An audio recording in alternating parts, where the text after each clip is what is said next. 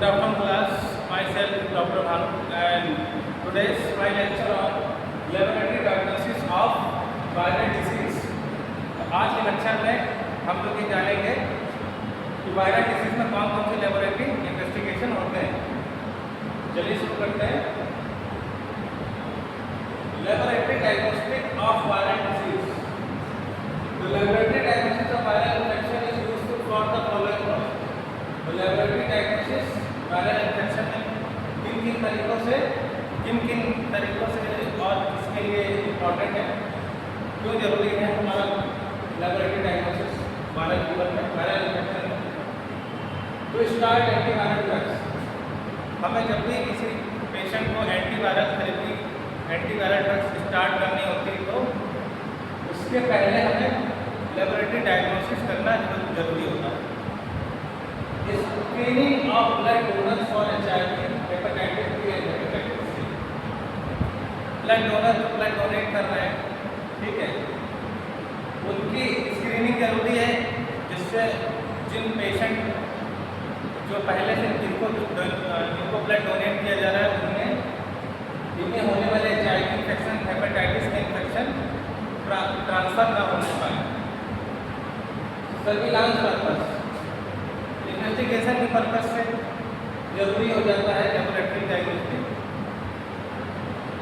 For outbreak और epidemic investigation, epidemic investigation उसका outbreak करने के लिए जरूरी हो जाता है to start post exposure prophylaxis. आगे एक्सपोजर होने के बाद से बचाव, वायरल इन्फेक्शन हो गया उसके बाद उसके बचाव, क्या क्या बचाव कर सकते हैं, उसके लिए ये लेबोरेटरी डायग्नोसिस करना जरूरी हो जाता है। कौन कौन से की स्टेप है लेबोरेटरी डायग्नोसिस में? Specimen selection and collection. Specimen को कलेक्ट करना और उसका सिलेक्शन करना।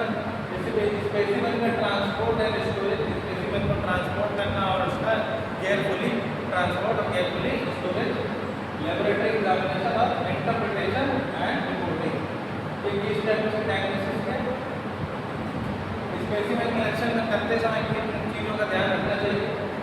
अवॉइड कॉजिंग हार्म और डिस्कम्फर्ट पेशेंट को किसी भी तरह का डिस्कम्फर्ट नहीं होना चाहिए और किसी भी तरह से इंजरी या कोई बात नहीं होना चाहिए। कलेक्ट फ्रॉम एप्रोप्रिएट साइट, सही सैंपल जो आपको कलेक्ट करना है सही साइट से कलेक्ट करना है, ठीक है, सही तरीके से करना है और सही जगह से करना है सैंपल करना है। Obtain specimen at correct time, और सही समय पर करना है कलेक्शन। और सही डिवाइस, एप्रोप्रिएट डिवाइस, जो इक्विपमेंट उसमें यूज़ होते हैं उसको सही तरीके से, सही इक्विपमेंट आप यूज़ करने हैं। Obtain sufficient quantity of specimen, specimen जो आप कलेक्ट कर रहे हैं उसकी क्वांटिटी भी ठीक होनी चाहिए, कम मात्रा में ना हो और बहुत ज़्यादा मात्रा में ना हो। Obtain specimen at the start of antimicrobial therapy, antimicrobial therapy start करने के पहले ही स्पेसिमेन लेना होता है। जब उसकी मेडिकेशन स्टार्ट हो गई उसके बाद फिर रिजल्ट हमारा जो है गलत हो जाएगा।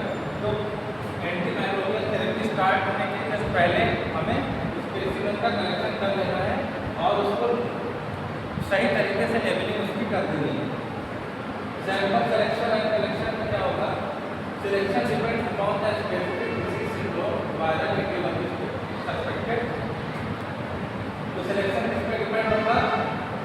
डिजीज के ऊपर और सिंड्रोम के ऊपर डिपेंड होगा। वायरल एटियोलॉजी सस्पेक्टेड, वायरल की एटियोलॉजी पता होनी चाहिए हमें। Each specimen for virus aetiology should be accompanied by the requisite form.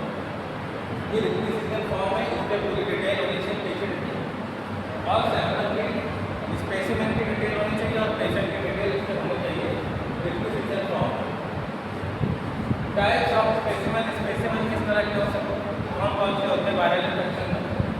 Blood for viral culture, viral culture में ब्लड की जरूरत होती है तो transported in a sterile tube containing anticoagulant, proper anticoagulant उस पर पड़ा हुआ ट्यूब में, ठीक है, स्टेराइल ट्यूब पर उसमें एंटीकोगुलेंट पहले से पड़ा हुआ, उसे ट्रांसपोर्ट जब कर रहे हैं एक जगह से दूसरी जगह पर kept at refrigeration temperature 4 degree centigrade until process। जब तक प्रोसेस नहीं हो जाती है सैंपल लैब में तब तक हमें इसे स्टोर करना पड़ेगा 4 degree centigrade. Blood for serology, serum should be separate. अगर सीरम की जरूरत है हमें सैंपल की तो serum should be separated from the clot as soon as possible. अगर हमें ब्लड सैंपल में सीरम की जरूरत है तो उसे जल्द से जल्द अलग कर लेना चाहिए, सेपरेट कर लेना चाहिए blood particle. Transported in the sterile, serum can be stored for hours और डेज एट फूड कंडीशन। तो सीरम का स्टोरेज है वो हम लोग कुछ घंटे से लेकर कुछ दिन तक 4 डिग्री सेंटीग्रेड में हम उसे स्टोर कर सकते हैं। और 20 और 1 एट 20 डिग्री सेंटीग्रेड और 0 डिग्री, तो -20 डिग्री सेंटीग्रेड पे हम उसे कुछ हफ्ते और महीने 1 महीने तक भी स्टोर कर सकते हैं।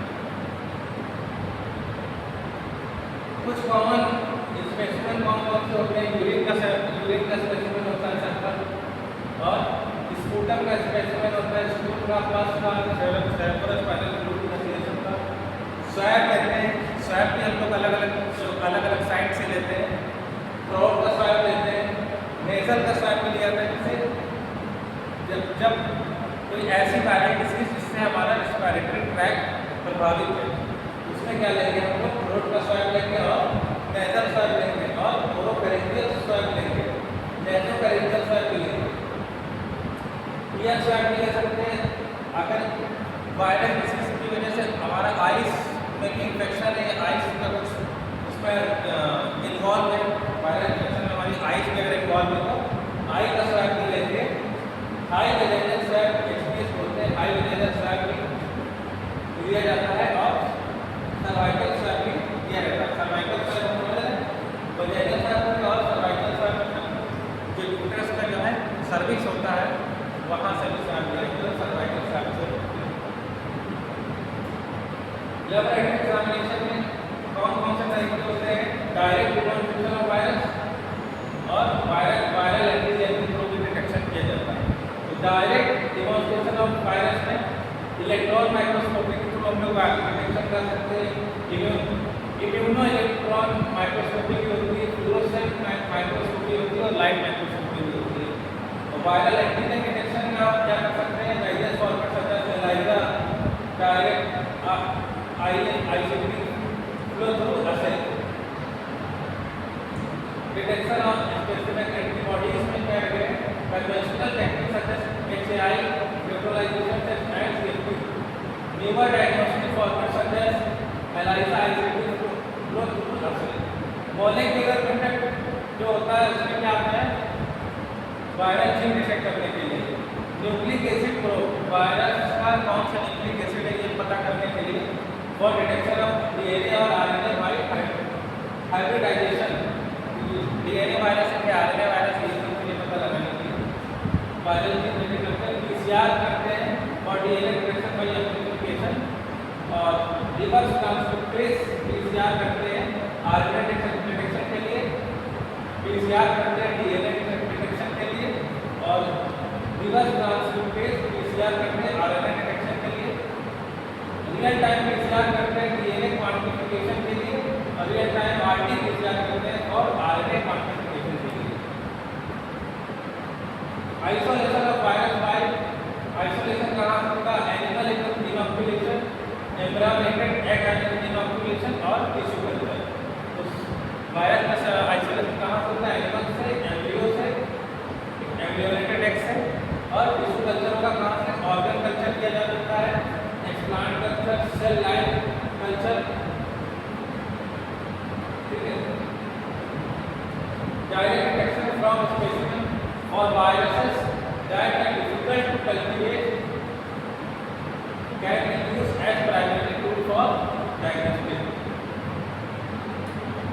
Electron microscopy can be used as primary tool for diagnostic. तो कल्चर, वायरस का कल्चर बहुत डिफिकल्ट होता है, इसलिए हम लोग से इलेक्ट्रॉन माइक्रोस्कोपी के थ्रू डायग्नोस कर सकते हैं। As and alternative tissue culture, tissue culture क्या होता है? हमारा अल्टरनेटिव हमारे पास ऑप्शन है। Drawback of tissue culture, tissue culture का ड्रॉबैक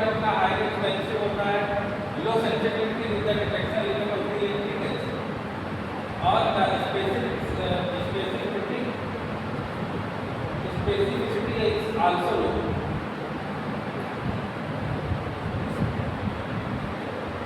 इलेक्ट्रॉन माइक्रोस्कोपी में क्या होगा? Specifics are negatively stained by potassium phosphotungstate, तो potassium phosphotungstate and scan under electron microscope. Specific क्या होता है? नेगेटिवली स्कैन होता है इसमें इलेक्ट्रॉन माइक्रोस्कोपी में, इसके द्वारा पोटेशियम फॉस्फोटंगस्टेट के द्वारा, और जिसे हम इलेक्ट्रॉन माइक्रोस्कोप के अंदर देख सकते हैं। Shape wires can be identified based on their distinct appearance. तो different wires के different शेप होते हैं। जैसे देख रहे हैं रेबीज का जो है बुलेट शेप में होगा, रेबीज का जो वायरस होगा बुलेट शेप में होगा, रोटा वायरस व्हील शेप में होगा, कोरोना वायरस पेटल शेप बिलोनियस में होगा कोरोना वायरस, ठीक है। और adeno virus space vehicle shape में होगा, ठीक। स्पेस व्हीकल मतलब हमारा स्पेसशिप की शेप होता है, ठीक है। इम्यूनो इलेक्ट्रॉन माइक्रोस्कोपी में क्या होगा? Sensitivity and specificity of electron microscopy can be improved by adding specific antibody to the specimen to activate the virus particle which can be centrifuged. तो उसमें इलेक्ट्रॉन माइक्रोस्कोपी में हम लोग क्या ऐड कर सकते हैं? स्पेसिफिक एंटीबॉडी ऐड करने के बाद हम लोग उसे इलेक्ट्रॉन माइक्रोस्कोपी में देख सकते हैं, उसे इम्यूनो इलेक्ट्रॉन माइक्रोस्कोपी बोलते हैं। इसमें क्या होगा? स्पेसिफिक एंटीबॉडी हम लोग ऐड करके देखेंगे, तो उसे बोला जाएगा immuno electron microscopy. Sediment is negatively stained and view under electron microscope.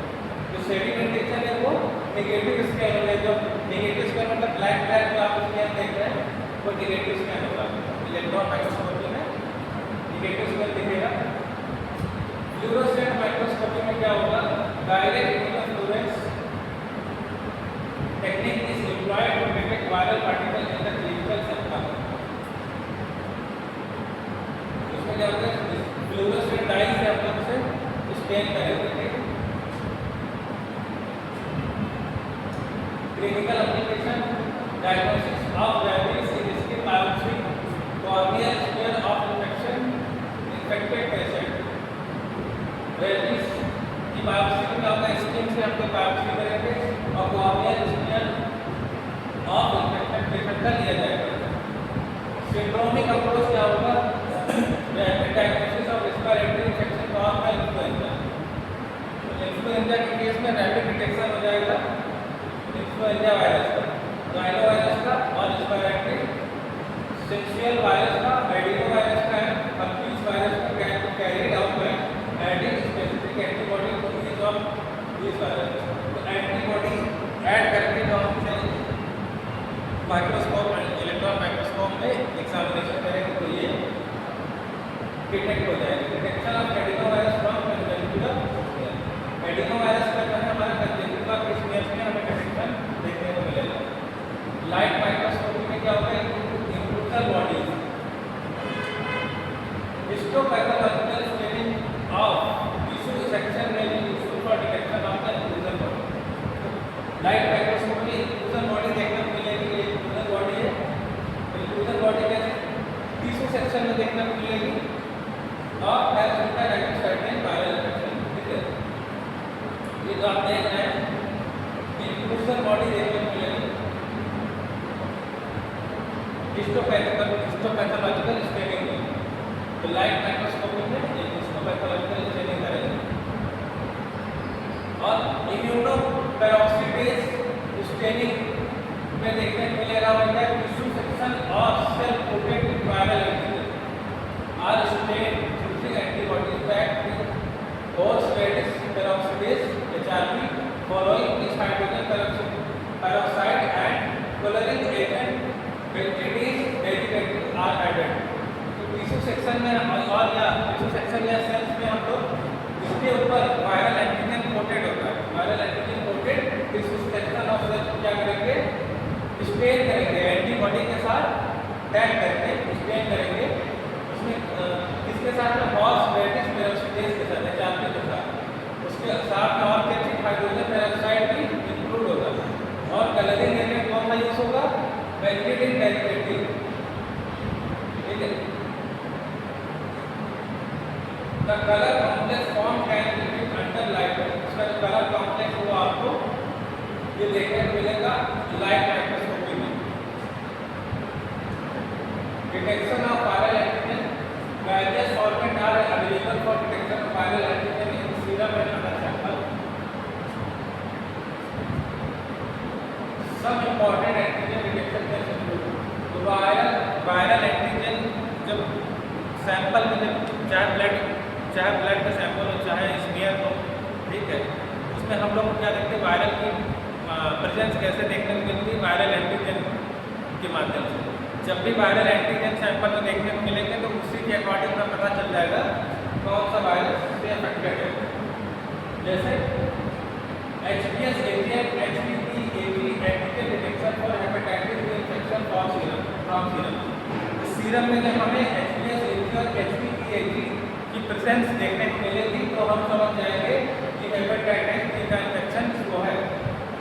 NS1 antigen हमें जब सैंपल में देखने को मिलेगा, इसका डिटेक्शन हो जाएगा तो डेंगू वायरस की इन्फेक्शन की पुष्टि हो जाएगी।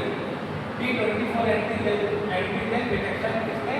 HIV को शो करता है। Rota virus antigen detection direct stool. अगर स्टूल का कल्चर स्टूल का हम लोग एंटीजन स्टूल के सैंपल में एंटीजन हमें क्या मिलेगा? रोटा वायरस का मिलेगा, रोटा वायरस एंटीजन, ठीक है। तो रोटा वायरस कैसे पता चलेगा? डायरेक्ट स्टूल पर। Cytomegalo virus CMV specific PP65 antigen detection serum. CMV देखने को मिलेगा, PP65 एंटीजन डिटेक्शन होगा तो साइटोमेगालो वायरस हमें देखने को मिलेगा। Antibody detection from serum is one of the most commonly used method for diagnostic virology. तो वायरोलॉजी में क्या होता है हमारे पास? एंटीबॉडी डिटेक्शन जो है बहुत ही कॉमन मेथड है सीरम से कनेक्ट करने का। अपीयरेंस ऑफ IgM एंटीबॉडी और a fourfold rise of titre of IgG activity को रिसर्च इंफॉर्मेशन। तो IgM और IgG जो हमें होता है देखने को मिलता है एंटीबॉडी, ये शो करता है recent infection. Presence of IgG antibody without a recent site indicate chronic or past infection। IgG antibody की प्रेजेंस हमें क्या दिखाता है कि chronic वायरल इन्फेक्शन शो करता है। IgM क्या दिखाता है? रीसेंट का इन्फेक्शन दिखाता है, acute infection. Detection of viral antibodies में न्यूअर डायग्नोस्टिक फॉर्मेट जो नए डायग्नोस्टिक मेथड आ गए वो ELISA flow through assays are widely used for antibody detection against most of the viral infection। बहुत से कुछ मोस्टली जो वायरल इन्फेक्शन है वो ELISA मेथड से भी और IgG मेथड से भी देखे जाते हैं, डिटेक्शन किया जा सकते हैं। जैसे anti-HPC, anti-HBs and anti-HBV antibody for hepatitis B. ठीक है, तो ये एंटीजन जो रिसेंट एंटीजन देखने को मिलता है ये anti-HPC और anti-HBs anti-HBV ये पाए जाएंगे एंटीजन। ये एंटीबॉडी किसमें डिटेक्शन देखने को मिलेगा? हेपेटाइटिस बी में देखने को मिलेगा। एंटी हेपेटाइटिस सी एंटीबॉडी देखने को मिलेगा। Antibodies against HIV1 HIV2 antigen from serum.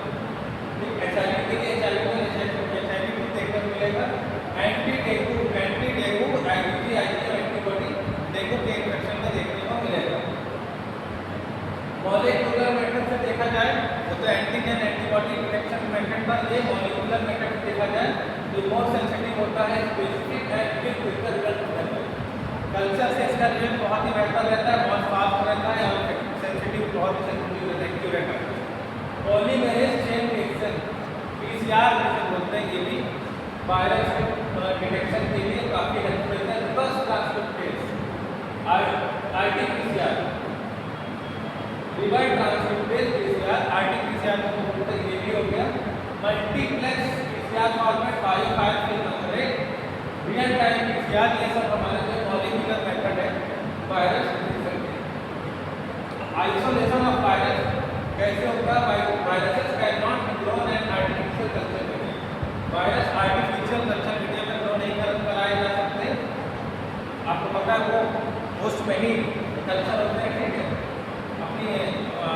अपनी ग्रोथ होस्ट की बॉडी में करते हैं, तो आर्टिफिशियली में नहीं कराया जा सकता कल्चर।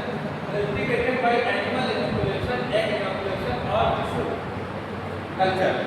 तो वायरस का डिटेक्शन हम लोग किसमें, कल्टीवेशन किसमें, एनिमल एप्लीकेशन, एग एनिमलेशन फिजिकल कल्चर में हम लोग कर सकते हैं।